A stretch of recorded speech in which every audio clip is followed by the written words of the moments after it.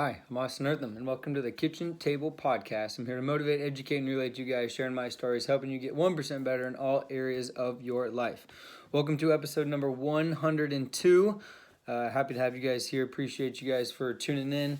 And we got a good episode today. Last week I said we're going to talk about something that I've learned that might be one of the best things I've learned in a long time, as well as we are going to get into the second book that I've been reading lately, which is called The Trust Edge.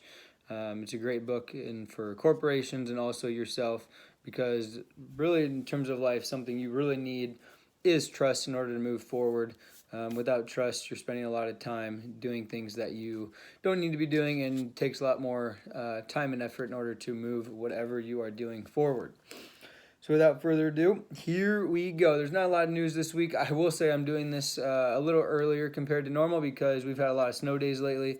So we got to find some ways to be productive, save some time when I don't need to be trying to rush through everything. Spend time with the family. That way I can do this today when nobody else is home and I'm basically hanging out by myself. So here we go. First of all, a quote that I heard. I wrote this down last week. It's from Ernest Hemingway. It says, "Never mistake motion for action." It's actually in the Trust Edge book. Never mistake motion for action. So what that means to me is you can be doing stuff, you can be keeping busy, kind of like sweat equity. Just because you're sweating doesn't mean you're getting better necessarily. So I think that if you're having real action, you have a plan, you're doing something and you're moving forward, you're growing rather than just moving. Right? Moving can get you a little above average, but moving doesn't make you good or even great. I should say that backwards, great or even good. So I want to make sure that we are putting in action in order to make progress, not just moving or having motion. Kind of like solving symptoms versus problems. We want to solve problems, not symptoms, because then we're not really getting anywhere and we're going in a circle. So we want to make sure we're making gains, climbing that mountain, trying to get better each and every day. Second thing, where I saw God this week. I think I saw God in really just the snow days. So kind of easing in back to the work schedule. My wife's schedule's changed as well. Having the dog at home gives him some time to adjust to kind of what's going on as well. And a lot of new things pop up after the new year, new ideas, new set of standards I'm trying to live up to myself by. So having those things spread out and trying to do less at one time, I think is beneficial, which I'll get into a little bit later. But I definitely saw God in that, and also saw God in, well, one, allowing me to sleep a little bit, but two, it's so pretty to get all the snow, and you hate it when it happens because you're getting 10 inches of snow, and it's not ideal, especially living in town. Just a lot of buildup. It's wet, it's cold, mucky. I work out in the garage, and the garage is all wet, so it takes a whole nother kind of block on that. But in the end, your day-to-day isn't really changed that much. You just got to deal with the wiping the dog after every time and having maybe a dirty car and have some wet weights when you work out. But in the end, again, nothing really changes on the day-to-day.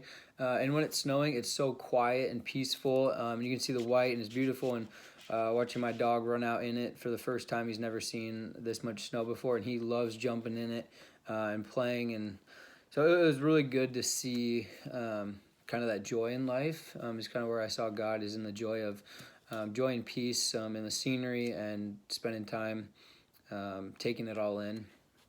And it's important to know those or see those little things in life, because otherwise they pass you by and you just work, oh, we didn't have school today, we're going to go in May, blah, or at the end of May, blah, blah, blah, which might be true, but in the end, you got to enjoy each day, and that's how I enjoyed the snow, is because it's very pretty, very peaceful, quiet, and also enjoy it coming down. And it's really cool to see the sky also. The sky is super light for some reason when it was snowing like this, and it doesn't look like winter. It's very, very pretty and reminds me of Christmas time having the lights out, so it was pretty cool to see that. All right, jumping into what I saw this past week and how we can get better. First thing I noticed, want to talk about, I should say, I noticed in the book I'm reading called The Trust Edge. So first of all, also heard this on a different place, but it's in both. You want to look, whenever you're a recruiter looking for or for a job or something like that, or working on your business and need to hire somebody, or looking for players for your team, you want to have volunteers, because the only thing that money can't buy is the emotion that you have into your job or your career or whatever product you're trying to sell.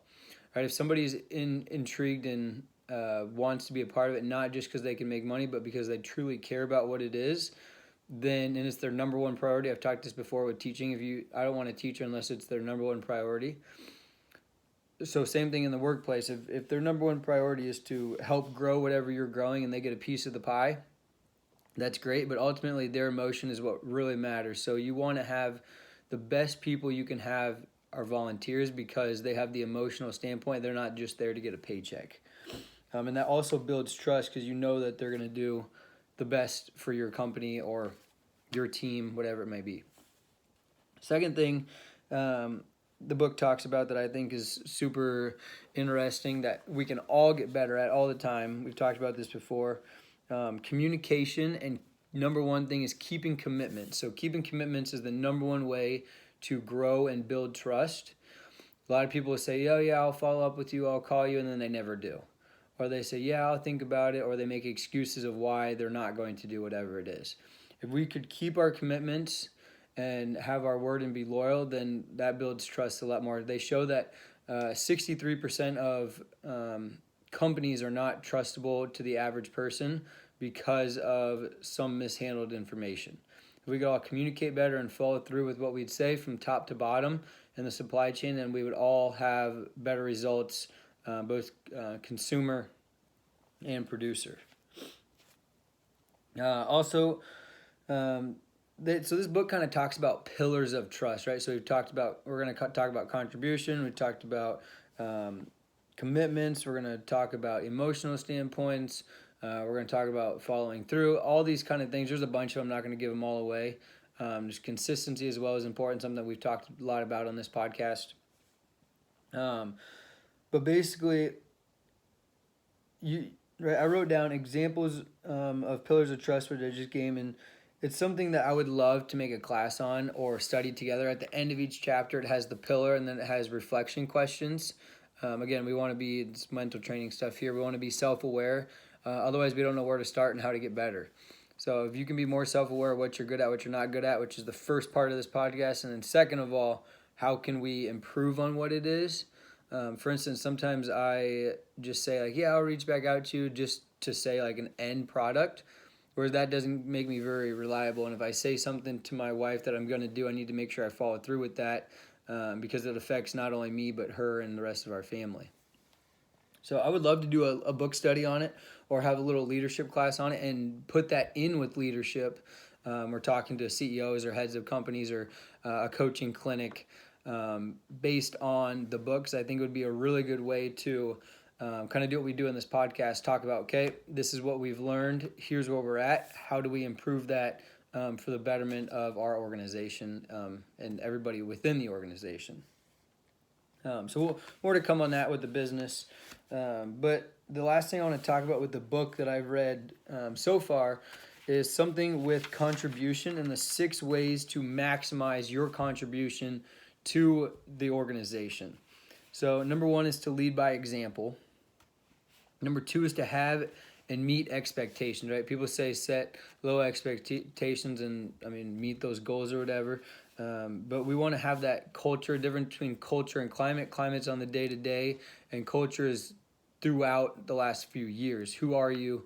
And who do people on the outside say that you are? So we want to have high expectations, but we also want to have high standards and keep meeting those standards, which is challenging for some people. I wrote down that a lot of people aren't doers, right? I was watching Hard Knocks with Mike McDaniels and the Miami Dolphins, and he says most people in life aren't doers, right? That they don't have a plan of intentionality. They don't want to go get something. And again, we want people who are volunteers. We want to have high expectations. We want to set that culture, have good standards. I should say have high standards for yourself, and continue to try to meet those standards and have those people in your environment so that everybody can raise the bar and be trustworthy and produce a good product or result for your organization. Third one is education, right? So education is going downhill more and more in the United States. Without education, you don't really have a lot. If you're not able to read, if you don't attempt to read or use your education or continuously learn, then you're no better than somebody who doesn't have an education. So we want to continue to educate ourselves and grow that way. We also want to encourage people. Again, what makes news right now is headliners that are negative and how can we put somebody down, or how can we get clicks, right? We want to build people up. Again, if you have better trust, better communication, make everybody feel better, everybody wins, right? So how can we encourage our people in order to build their confidence? How can we empower them and not be the micromanager? And then doing all that, you extend your trust in them, allow them to make mistakes, allow them to put their best forward and be themselves, because otherwise they're not going to produce as much for the organization as you'd like, and puts less on your plate while growing something that you're very passionate about. And it's great to be passionate, but micromanaging is sometimes challenging. I've been in that role, and it's a lot to do and stressful. And really, if you do less on your plate, which I'll get to in a minute, less on your plate and trusting somebody else is, again, beneficial for the whole organization. I think so far, learning those kind of things for both my business, teams, and just as well as life has been super gratifying for me, and something that I have learned recently. So that's checkpoint number one for the week, and trying to build on that every day, especially the trust factor, and work on keeping commitments and following through and helping others contribute, and not just doing it myself. Asking questions, being okay, and then continue to build on those thoughts of what should we do for the pillars activity-wise. Second thing that I've talked about a little bit that I said I keep getting into is the big thing that I learned over Christmas. And that is that less truly is more. Okay, so I'll give you a couple reasons. First one with food. Okay, during Christmas time, you got all these other foods you haven't eaten in a long time. You got a bunch of candies, you got a bunch of different drinks, you got a bunch of different entrees and sides and appetizers and desserts. And next thing you know, you have a couple bites here and there and your stomach just doesn't feel good, or you have a bunch of everything. And it just isn't, I guess, routine, which is fine. It doesn't need to be routine over Christmas. But I've learned that my body responds better to consistency. And so rather than having all these different things, let's have half a serving of each healthy thing, like different fruits and vegetables, and have one dessert a day. Or if my snack, I want to add an extra thing, have my snack be a second dessert instead. Excuse me, instead of having all this food and all this dessert, and just continuously eating and not feeling my best self. So I think that less is more. Same thing with, like I said, with the company. Your time is valuable, so if you're trying to micromanage everything, then you can't get done what really needs to get done and prioritize that day, because you're trying to fix other loose ends. So if you have something or somebody that you trust, it's a lot easier to follow through with things that actually matter and get things done. Other things that I've thought about is with workouts, right? There's tons of different programs out there. What's best for you? Continue to do that and move forward. You don't have to do every single thing. I don't have to do agility, strength, programming, running, biking, all at the same time. Focus on a couple of things and segment that out. And then, like I said last week, and then eventually you'll hit all of them and can kind of put them all together at different times of the year. In the summer, I make a lot more fitness gains due to the fact that I don't have a 9-to-5 job, or I guess 7 to 3 in my case. And so last year I was doing some subbing instead of teaching full time, and that schedule was 10 to 3 for me, or 10 to 3:30. And I noticed that I had a lot more happiness because I had less to do each day. So there's definitely a time to grind. I think like right now is a grind period after Christmas. You had some time off, time to get into it. I like doing cycles of 6 to 12 weeks and everything kind of. And so how can you grind for those 6 to 12 weeks and find little periods of breaks? Again, segmenting, and then take that break for spring break. So there's a time to grind and a time to relax. And in those grind modes, you got to make sure you're grinding and hustling, trying to produce whatever you're trying to produce. In my case, business, having meetings, seeing clients, marketing, coming up with ideas, all that kind of stuff. But when it's a lot easier to just do one or two things a day. So snow day, yesterday I planned on adding stuff to my plate to get more done, to do less on the weekend. So I did that, but that only took me an extra couple hours. So then after that, I was like, okay, what can I do next? Well, today's a rest day. Let's use that as a rest day. Let's take a nap. Let's relax for a minute, and then get our ducks in a row and come back tomorrow ready to roll. So if you have less to do each day, it not only brings you more happiness, but it allows you to do those things fully. Instead of taking 2 minutes on something that might take 12 minutes, you're able to relax, take your time, and really put your full effort and be present in that moment instead of thinking you have 19 different things to do. Overreaching ourselves is something that, one, makes our quality of work go down, and two, makes us more stressed, and everything is easily spiral there. The best thing is do one or two things at a time and really focus on them and be okay. I used to always say as an athlete, I wish that I was just good at running 100-meter dashes. All I need to do is sprint, do some squatting, all that. I mean, there's different stuff within that, obviously, but it's a lot less than trying to be, I guess, a kicker and be the strongest guy in the room and do schoolwork, all that kind of stuff. It all adds up. So if we can focus on one or two things at a time, it makes life a lot more simpler. Less truly is more for productivity and happiness. And in the end, if you're really good at something, you're likely to have a better source of income and quality of life in that regard as well. So that's the second thing I've thought about this week or the past couple weeks, and trying to get better at and spread things out a little bit more, because having less progress up front but more progress long term, I think, is also important. And doing things right and getting a base set, foundation set. The last thing, I was listening to a podcast, and they had an acronym. This goes with the mental training. Is you want to play free, and the free is the acronym FREE. Let's talk about getting in the flow state. You want to enjoy yourself, number one. A lot of times today we just check the boxes off and we don't have a lot of fun. So in the podcast they talk about doing or being okay with the outcome no matter what it is, and enjoying your time doing the activity that you love.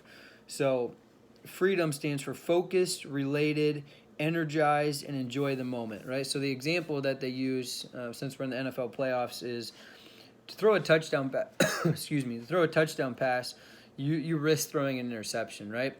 As you get closer and closer to the end zone, the play sheet gets smaller and smaller, and the defense gets tighter and tighter, right? A lot of people are going to be in man when you're inside the red zone, and as you get closer and closer to 10-yard line, you can't go past the end zone, right? So the space gets condensed.